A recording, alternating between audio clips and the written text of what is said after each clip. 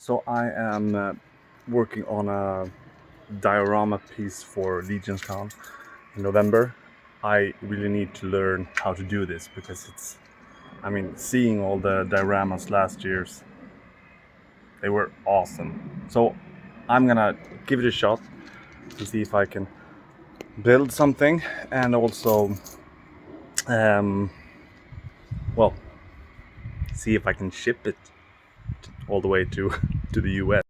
So looking at so many different things of what to use. Of course, I have my sketch here. I tried multiple different tools. I know you should probably have a heater or something to melt the styrofoam. A sharp knife. This has been the stuff that I'm using. We shall see if this is enough to make the base for it all. Will be a couple of layers, and yeah. And once all that is done, I'm gonna put it all together as add details and stuff. I have a plan. I really do have a plan, but I don't have it as detailed as I would like to.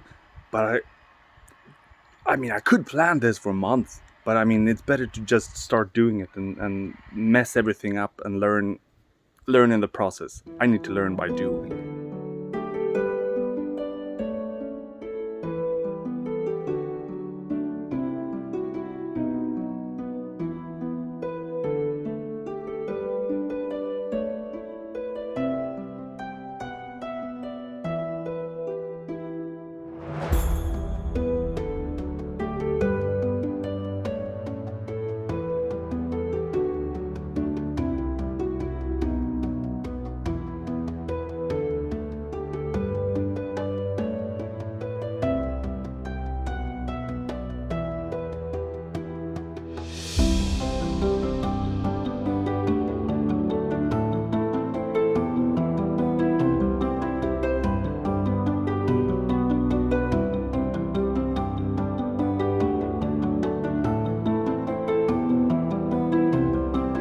So, day 2 of the diorama project. I'm gonna start. Okay, this is where I ended in day 1. So, let's continue with the details.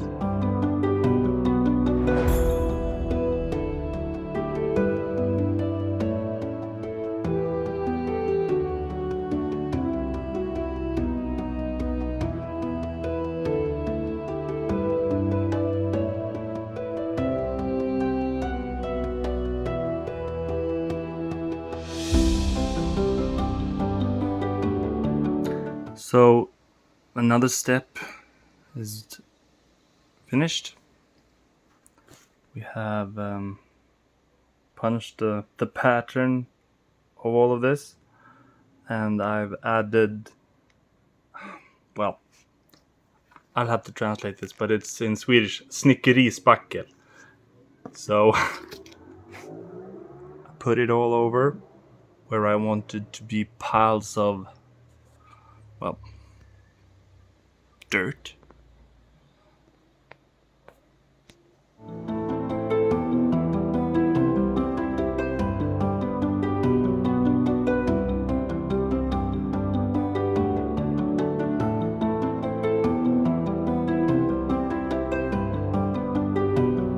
Okay, so today in Swedish snickerispackel is it has hardened, and so today I'm simply gonna add glue and sand.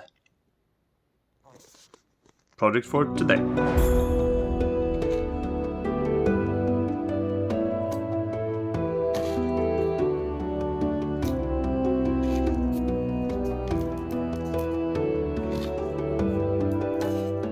Here we have everything glued on when it comes to sand.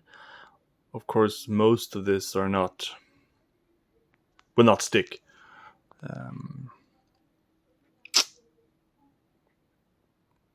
kind of wish that it would, because at this stage I think it looks really cool. Okay, so this is a bit crazy now, but since my package of stuff that I need to continue this diorama is coming earliest tomorrow, if I'm lucky, because it's delayed, then I was looking at this dio and realized that the cracks all over, it didn't feel that realistic. So I'm actually filling them with glue and adding sand in. It takes time.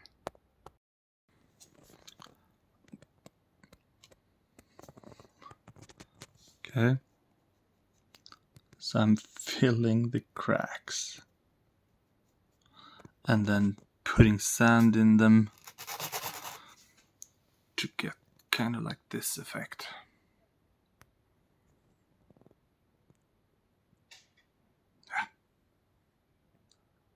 There's much more to do. Okay, finished for today. Well, next step, because now I put all the styrofoam has been cut, I've glued the pieces together, I've punched out detail, and I've used Sneaky Spackle to add dirt piles, and now finally for today I've added sand. So I'm just gonna show you where I'm at today. So this is how the piece looks at the moment. I'm actually pretty happy with it. This is a lot of fun. It takes a lot of time, so you better enjoy the process. Don't stress this. Make sure to have fun. So yeah, you can see I filled a lot of the cracks because I figured it looked more realistic to have the cracks covered with sand, dirt. There we have a skeleton crushed. Yeah. And we have the pattern here. And this is where my main LegionsCon reveals will be standing. Here. Broken helmet and sword. So the idea is here. The main LegionsCon reveals will be standing. There will be a few other one I'm planning to have standing over there, and then will be another one standing behind. On this side here, there will be my Mythvenger team with Hulk standing on top of it all, and of course Captain America will be standing down here because he needs to be standing in front of everyone. So my plan is because this needs to be shipped. I have to be able to pack this up in a smart way. So these are actually 4 pieces. On top of here we have one of these pieces that could go down here. Somehow at least. And this small piece over here will be here. Maybe I'll probably do something like this. Put it over here. And then of course there are 2 main pieces.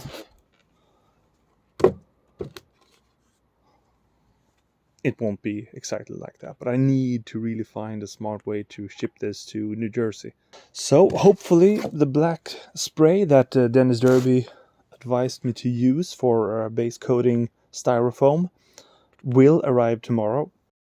And so here we have it sprayed using the Army Painter Terrain undercoat. It's probably hard to see in this video, but I'm using 2 different dark ones. I don't think you can see it. But anyway, it's ready to be painted. Everything's sprayed. So now it's time to start with the dry brushing. I'm gonna try and start with just some storm vermin fur to get a little bit more brownish tone into the dry brush.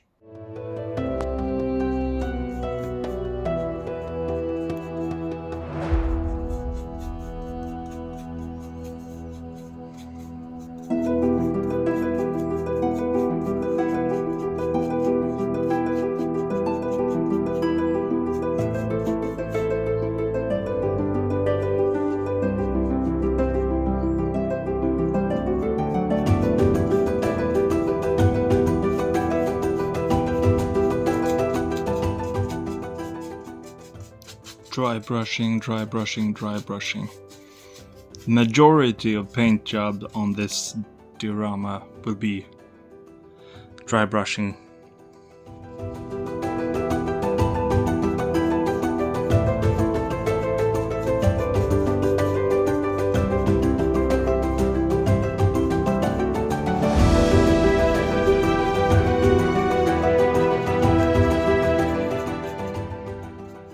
Yeah, this is fun to watch, right? I was just thinking, maybe to just make a Twitch stream or something for this whole diorama. Man, that would be so many hours. So boring for all of you to watch. I must say though that I am actually enjoying this. You know, when you're not stressed, there's nothing that you have to have finished today. You can just enjoy it. This is the last days of my vacation, and I get to do this.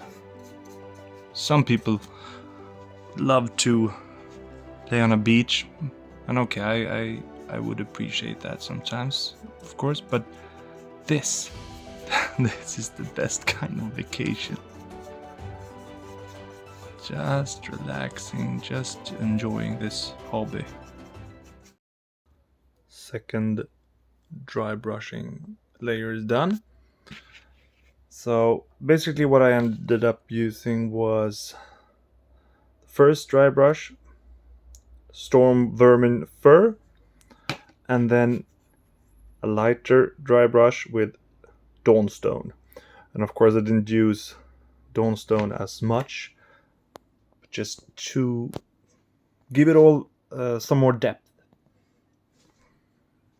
I like how the skull turned out here. So I think I will let this rest now and decide what more colors to use before I move on to adding vegetation.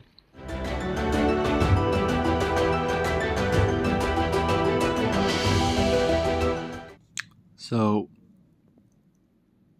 just a short clip, I'm adding some washes. I've been dirtying it down with the Agreth Earthshade, and I will add some green washes as well, maybe some red.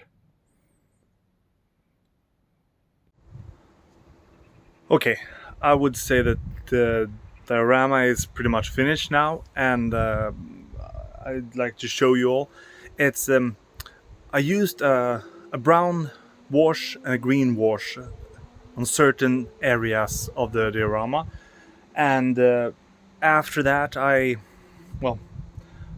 simply glued on some flock to make areas of green.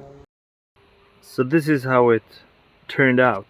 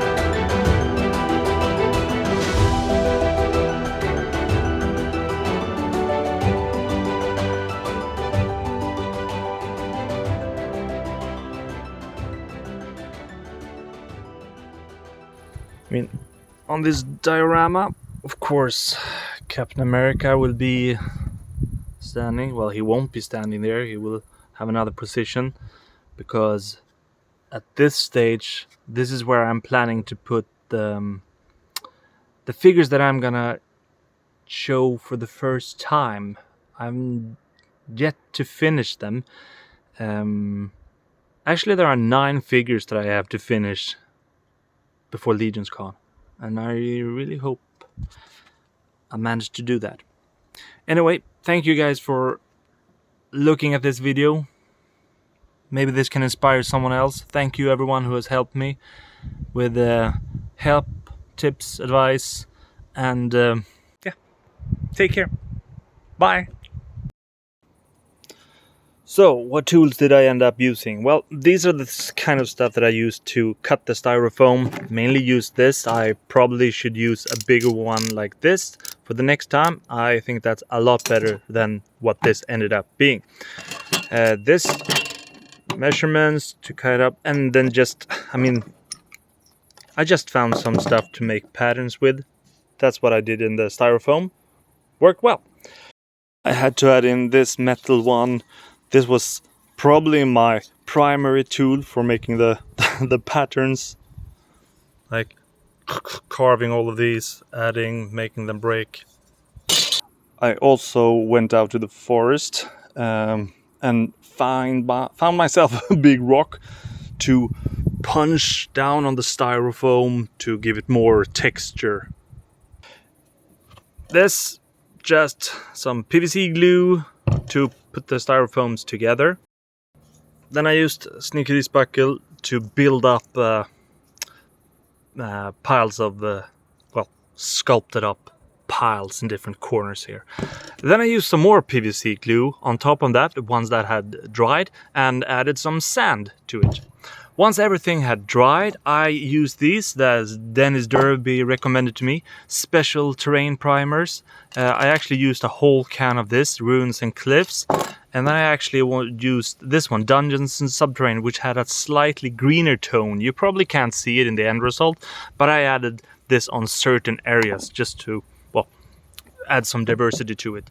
Once it had dried, I used 2 colors that I use for dry brushing, mainly Storm Vermin Fur. I used that on, pretty much the whole model, or most of it. And then I used Dawnstone for some parts, lighter parts. I would recommend using at least 2. Maybe you should even use a slightly lighter one, because it adds a lot, okay? Once that had dried, I added some washes. I think I started by using, yes, this Agrax Earthshade on various parts. Then I used Athonian Camo Shade for, greener, dirtier parts. Actually, mainly on top of this one. And then finally, I actually used Reichland Flesh Shade to add a more dirtier and reddish tones on stuff. It worked. Once that had dried, I did this final step. Just some different flock. I ended up using 2. Spring Undergrowth, this is called. I don't know what this is called. Maybe you can blend it, or you can choose whatever you want. I used this too. I mixed them in. I had just a brush to add more PVC glue on areas, and then a pincher to add. And then I actually pushed down. So on these areas, I pushed with the finger like this, to make it stick.